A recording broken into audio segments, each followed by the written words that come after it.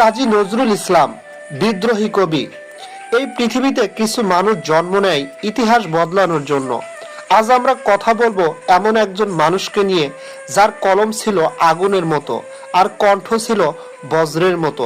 তিনি হলেন Kazi Nazrul Islam.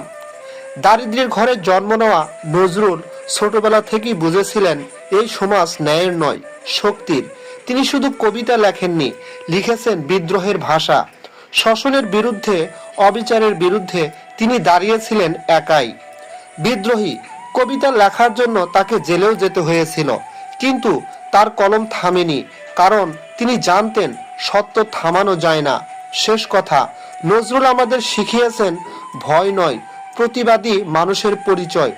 Nelson Mandela একজন মানুষ, 25 বছর কারাগারে থেকেও হিংস্র হননি। তিনি বদলা নেননি, তিনি ক্ষমা করেছিলেন। তিনি হলেন নেলসন ম্যান্ডেলা।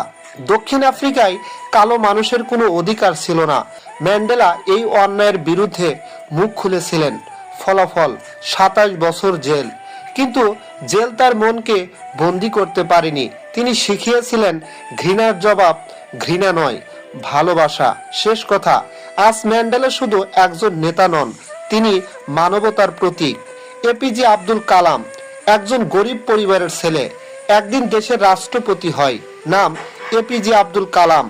ছোটবেলায় পত্রিকা বিক্রি করতেন, কিন্তু স্বপ্ন বিক্রি করেননি। তিনি বিশ্বাস করতেন স্বপ্ন সেটা নয় যেটা ঘুমে আসে, স্বপ্ন সেটা যেটা ঘুমাতে দেয় না।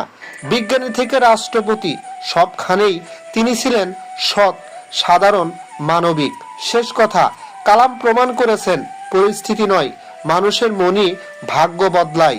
পাকিস্তানের সাবেক প্রধানমন্ত্রী, একজন ক্রিকেটার, একজন নেতা, একজন সংগ্রামী মানুষ, নাম ইমরান খান।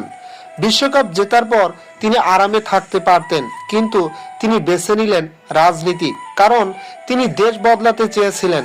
অনেকবার হেরেছেন, অপমান সহ্য করেছেন, কিন্তু হাল ছাড়েননি। শেষ কথা, ইমরান খান শিখিয়েছেন সাফল্য হঠাৎ আসে না, সংগ্রাম দিয়েই আসে।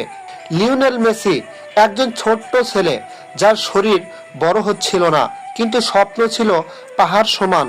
হরমোন সমস্যার কারণে ডাক্তার বলেছিল ফুটবল ভুলে যাও, কিন্তু মেসি শোনেননি। বার্সেলোনা তার চিকিৎসা করায়, আজ সে ইতিহাস। শেষ কথা, মেসি প্রমাণ স্বপ্ন বড় হলে অবস্থা ছোট কোনো বিষয় না।